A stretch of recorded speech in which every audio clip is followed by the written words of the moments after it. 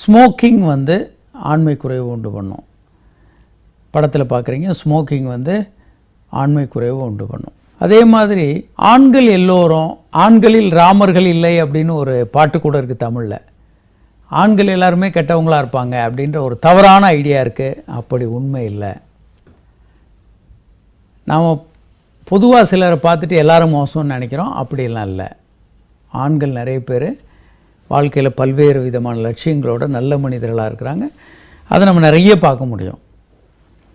அதே மாதிரி உச்சகட்டம் எல்லாம் மிக பயங்கரமாக ஒரு உச்சகட்டமாக இருக்கும் அப்படின்னு நம்ம நினைக்கிறோம். பல நேரங்களில் ரொம்ப வீக்காக ஏதோ அப்படி லைட்டாக வந்து உச்சகட்டமும் இருக்கும். ரொம்ப அனுபவித்து என்ஜாய் பண்ண உச்சகட்டமும் வரலாம். உச்சகட்டம் எக்ஸ்ட்ரீமாக எப்படி வேணாலும் ஒருத்தருக்கு நிகழலாம். சில நேரம் ரொம்ப நல்லா இருக்கலாம், சில நேரம் சுமாராக இருக்கலாம்.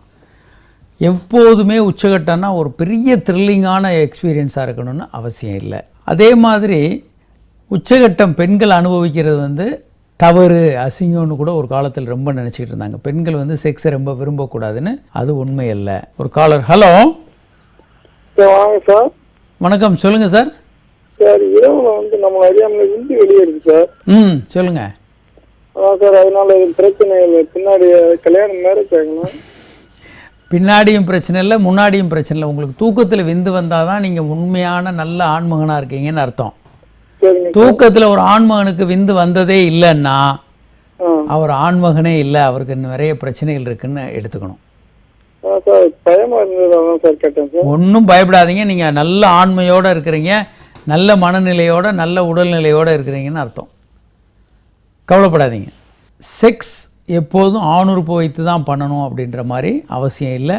அது இந்த ப்ரெக்னென்ட் உமன் இல்லை வேறு சிலருக்கெல்லாம் செக்ஸ் பண்ணணுமான்னு கேட்பாங்க. நீங்கள் பெனிட்ரேட்டிவ் செக்ஸ் தான் பண்ணணும்னு அவசியம் இல்லை. ஆணுறுப்பு பெண்ணுறுப்பு பெனிட்ரேட் பண்ணி தான் செக்ஸ் பண்ணணும்னு இல்லை. நீங்கள் உங்கள் நாக்கினால் கிளைட்டோரிஸ் தூண்டலாம். பல்வேறு முறையாக உங்கள் மனைவியை நீங்கள் உச்சகட்ட அடை செய்யலாம். அதே மாதிரி அவங்க வந்து பெனிட்ரேட் பண்ணாமலேயே நீங்கள் விந்து வெளியேற்றுற அளவுக்கு அவங்க வாய் வழியாக பல்வேறு முறையிலையும் ஆணை தூண்ட முடியும். கைகளில் தூண்டலாம். அதனால் செக்ஸுன்றது இப்படி தான் இருக்கணும்னு டிஃபைன் பண்ண வேண்டியதில்லை.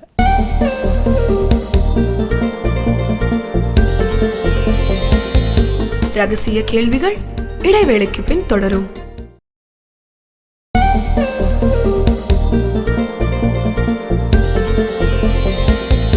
ரகசிய கேள்விகள் தொடர்கிறது. ஒரு காலர் இருக்காங்க. ஹலோ. Hello sir. வணக்கம் சார்.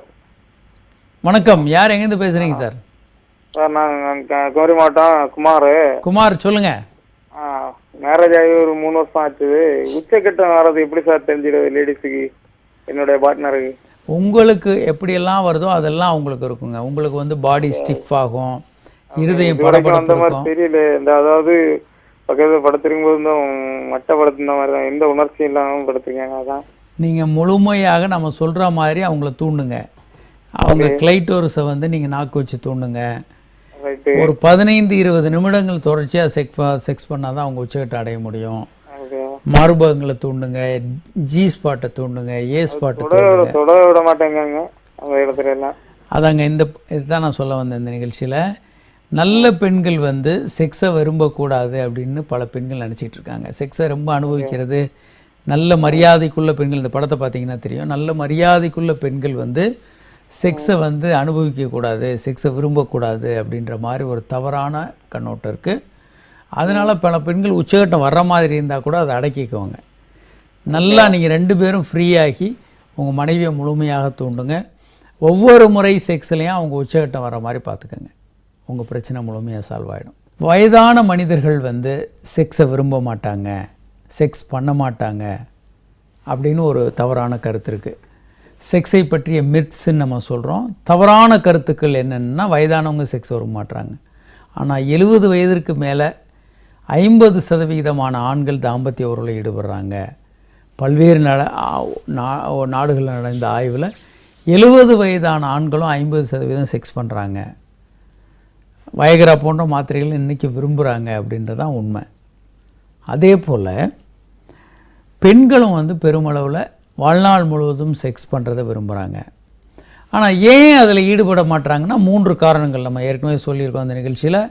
ஒன்று வந்து செக்ஸ் பண்ணுறதுனால ஃபெயிலியர் ஆகிடலாம். ரெண்டாவது, செக்ஸ் பண்ண பார்ட்னரே இல்லாமல் இருக்கலாம். மூணாவது, யாராவது பார்த்தா அசிங்கமாக நினைப்பாங்க. ஒரு யங் கப்புள்ஸ், இளம் தம்பதிகள் 2 பேர் செக்ஸ் பண்ணுறது அது எல்லோரும் சரின்னு நினைப்பாங்க. ஒரு 60 வயது தாத்தா பாட்டி செக்ஸ் பண்ணிக்கிறாங்கன்னா எல்லாருக்கும் அது கேலியும் கிண்டலாக இருக்கும். ஸோ 3 விஷயங்கள். ஒரு பெரியவங்க ஏன் செக்ஸ் பண்ண கூச்சப்படுறாங்கன்னா, சைக்கிளில் ஏன் பெரியவங்க போகிறதில்ல? ஒன்று விழுந்துருவோன்னு பயம், இல்லை யாராவது பார்த்தா சிரிப்பாங்க. 3வது சைக்கிளே இல்லாமல் இருக்கிறது. இந்த 3 காரணங்கள் தான் பெரியவங்க செக்ஸ் பண்ணாமல் இருக்கிறதுக்கு காரணம். இந்த படத்தை பார்க்குறீங்க. அதே போல் அண்டர்ஸ்டாண்டிங், ரொம்ப க்ளோஸ் அண்டர்ஸ்டாண்டிங் இல்லாதவங்களுக்கு செக்ஸ் உறவுகளில் மிகப்பெரிய நெருக்கம் இல்லாமல் போயிடலாம். அதனால செக்ஸில் ஆர்வம் இல்லாமல் இருக்கலாம் பல பேர். அது ரொம்ப ஒரு முக்கியமான விஷயம். ஒரு சில பெண்கள் ஆண்களைப் போல் பலரோட செக்ஸ் பண்ணுற ஹேபிட் இருக்கலாம். அது ஹேபிச்சுவலாக இருக்கலாம். ஆனால் பெரும்பாலானவங்க, ஆண்களும் பெண்களுமே பலரோட தொடர்பு கொள்கிறவங்க வெகு வெகு வெகு சிலர் தான், ஆண்களையும் சரி பெண்களையும் சரி. ஆனால் நாம் நினைக்கிறது பெரும்பாலானவங்க மோசமாக இருக்கிறாங்கன்னா, ஆனால் அப்படி பல்வேறு ஆய்வுகளும் அப்படி சொல்லலை. அதே மாதிரி நம்ம செக்ஸை பற்றிய தவறான நம்பிக்கைகள் பற்றி பேசிகிட்டு இருக்கோம். முத்தமிட்டால் கர்ப்பமாயிருவோமா, இல்லை மார்புகளை தொட்டால் கர்ப்பமாயிருவோமா, இப்படிப்பட்ட பல சந்தேகங்கள், பயங்கள் இளம் பெண்களுக்கு, டீனேஜினருக்கு நிறைய பேருக்கு இருக்கிறத நம்ம பார்க்குறோம். அதே மாதிரி எவ்வளவு நாட்கள் செக்ஸ் பண்ணுறது முக்கியம் இல்லை அப்படின்னு நிறைய பேர் நினைக்கிறாங்க. அது முக்கியம். ரெகுலராக செக்ஸ் பண்ணுறவங்க கருத்தரிக்கிறதுக்கான வாய்ப்புகள் அதிகம். பெண்கள் தாம்பத்திய உறவு வைத்துக்கிட்டால் தான், முழுமையான தாம்பத்திய உறவு வைத்துக்கிட்டால் தான் செக்ஸ் கர்ப்பமாக முடியும்னு நினைக்கிறாங்க. சில நேரம் அதுவும் உண்மை இல்லை. அம்மா அப்பா விளையாட்டு விளையாடுற மாதிரி ஒரு ஆண் பெண்ணுறுப்பு வெளியே எஜாக்குலேட் பண்ணி கூட ரேராக கர்ப்பமாகிற முடியும். பொதுவாக அதை அவாய்ட் பண்ணணும். பெண்கள் தீட்டு வந்துக்கிட்டு இருக்கும்போது கர்ப்பமாகறதுக்கான வாய்ப்பு இல்லை. தீட்டு வரும்போது தாம்பத்திய உறவு வைத்து கொள்ளலாம். பல பேர் இன்னும் நம்ம நாட்டிலலாம் என்ன நினைக்கிறாங்கன்னா, தீட்டு வரும்போது செக்ஸ் வச்சுக்கிட்டாங்கன்னா ஆண்களுக்கு ஜன்னி வந்துடும், நோய் வந்துடும், பிரச்சனை வந்துடும் அப்படின்லாம் நம்புகிறோம். அதெல்லாம் உண்மை இல்லை. அந்த டைமில் செக்ஸ் வச்சுக்கிட்டால் கருத்தரிக்கிறதுக்கான வாய்ப்பு மிக மிக குறைவு. அது ஒரு கருத்தடை முறையாக கூட கையாள முடியும். பல நாடுகளில் அப்படி பண்ணுறாங்க. அந்த நேரங்களில் செக்ஸ் வச்சுக்கிட்டால் பெண்களுக்கு உடல் வலியெல்லாம் ரொம்ப குறைவாக இருக்கும். இன்னும் பல்வேறு விஷயங்கள், செக்ஸ் பற்றிய தவறான நம்பிக்கைகளை பற்றி இன்னும் நிறைய பேச போகிறோம். இன்று இந்த நிகழ்ச்சியில் பங்கு கொள்ள இயலாத வாசகர்கள் உங்கள் கேள்வியில் எங்களுக்கு எஸ்எம்எஸ் மூலமாக அனுப்பலாம்.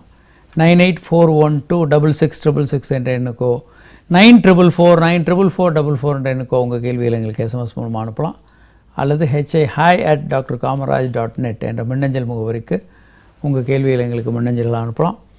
மீண்டும் நாளை சந்திப்போம். வணக்கம்.